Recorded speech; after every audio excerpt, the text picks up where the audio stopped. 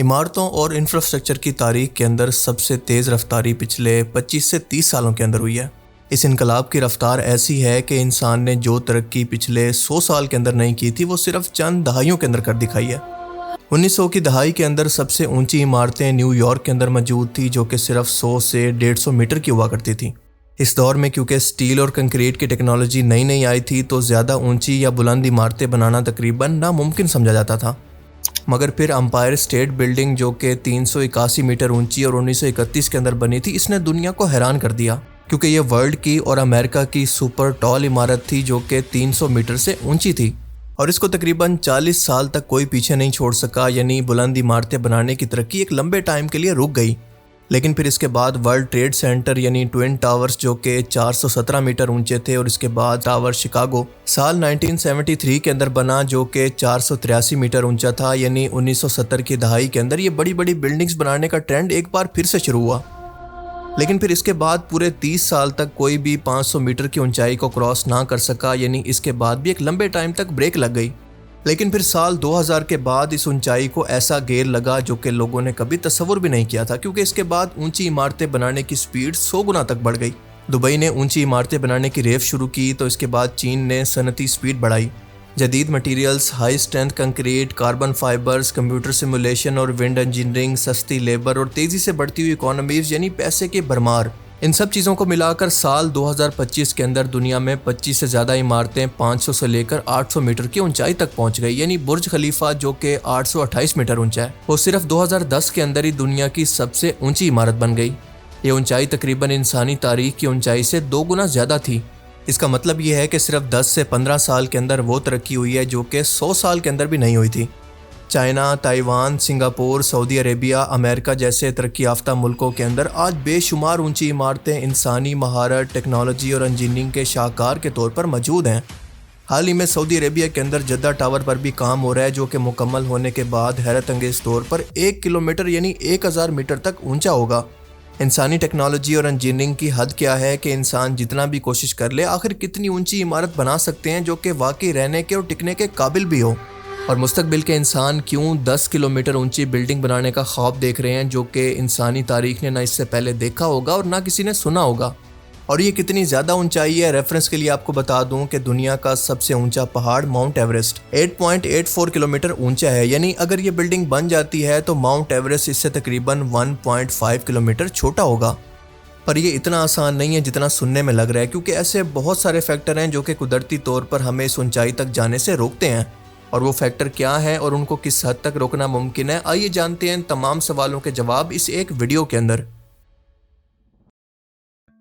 देखें, एक ऊंची बिल्डिंग को बनने से रोकने के लिए कुछ नेचुरल फैक्टर्स हैं जो कि बहुत ज़्यादा असर रखते हैं, जिनको एक हद तक ही कंट्रोल करना पॉसिबल है। मिसाल के तौर पर ग्रेविटी, वो ग्रेविटी जो कि हर चीज़ को नीचे की तरफ खींचती है और इस वजह से उसका वजन बढ़ता जाता है। सो हम जितना ऊंचा या फिर ऊंची इमारत बनाएंगे तो इसका अपना वजन इतना ज़्यादा हो जाएगा कि इसको ज़मीन मुसलसल खींच रही होगी। मिसाल के तौर पर अगर एक 1000 मीटर की इमारत बनाएं तो इसके ऊपर वाले फ्लोर का वजन मुसलसल नीचे वाले फ्लोर पर डाला जाएगा और इसीलिए ऊपर वाले वजन को सहने के लिए नीचे का हिस्सा बहुत ही चौड़ा और मजबूत होना चाहिए। और इस बात को आप बेहतर तौर पर बुर्ज खलीफा की बेसमेंट को देखकर समझ सकते हैं कि ये अपने ऊपर के साइज से कितनी ज़्यादा चौड़ी है ताकि ऊपर के प्रेशर को हैंडल कर सके। यानी अगर किसी भी बिल्डिंग की बुनियाद चौड़ी और मजबूत ना हो तो इमारत अपने वजन के नीचे टूट सकती है या फिर कोलैप्स हो सकती है। दूसरा फैक्टर है मटेरियल की मजबूती, यानी स्टील, कंक्रीट या फिर नैनो मटेरियल्स की एक हद है कि वो कितने वजन को बर्दाश्त कर सकते हैं। अगर खुद इमारत का वजन और इसके अंदर मौजूद सामान मटेरियल की ताकत से ज़्यादा हो गया तो ज़मीन ग्रेविटी की वजह से इसको अपनी तरफ नीचे खींचकर तोड़ देगी और कोई भी मटेरियल या फिर कंक्रीट इसको बर्दाश्त नहीं कर पाएगा। तीसरा फैक्टर होते हैं हवा का दबाव। तेज़ हवा और ज़लज़ले भी इमारत की ऊंचाई को एक हद तक आगे बढ़ने से रोक देते हैं। जितना ज़्यादा ऊंचा स्ट्रक्चर हम बनाते जाएंगे तो उसको इंजीनियरिंग के शाहकार के तौर पर उतना ही ज़्यादा मजबूत डिज़ाइनिंग स्ट्रक्चर भी चाहिए। यानी इसको इंजीनियरिंग का शाहकार होना चाहिए ताकि वो तमाम कुदरती आफतों यानी सैलाब, आसमानी बिजली और इसके अलावा तमाम तरह के ज़लज़लों को भी सर्वाइव कर सके। और इसके अलावा आग से बचने का भी इंतज़ाम इसके अंदर मौजूद होना चाहिए। और इसको पावर या इलेक्ट्रिसिटी देने के लिए पूरे शहर जितना पावर प्लांट भी चाहिए। फिर इसके बाद अगला फैक्टर आता है ज़मीन की बुनियाद यानी फाउंडेशन स्ट्रेंथ, और ये भी तय करते हैं कि इंसान आखिर कितनी ऊंची इमारत बना सकता है। यानी वेट डिस्ट्रीब्यूशन मुकम्मल तौर पर इक्वल होनी चाहिए। ऊंची तरीन इमारत का वजन ज़मीन पर बराबर तकसीम होना चाहिए, यानी बुनियाद उस ज़मीन पर रखनी चाहिए जो कि इस दबाव को सह भी सकती हो।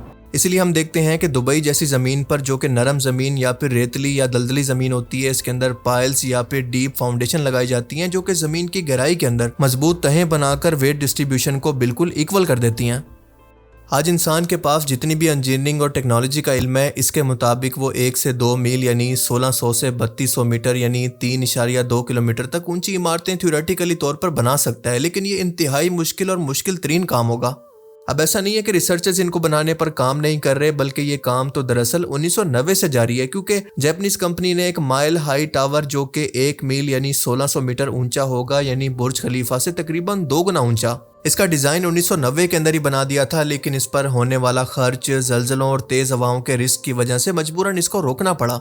इसको घटाकर मजबूरन सऊदी अरेबिया के अंदर जद्दा टावर, जो कि 1000 मीटर यानी 1 किलोमीटर बुलंद तरीन इमारत होगी, इसको शुरू किया गया, जो बाकी दुनिया के लिए एक टेस्ट केस होगा कि क्या वाकई बुर्ज खलीफा की ऊंचाई की हद को तोड़ा जा सकता है या फिर नहीं।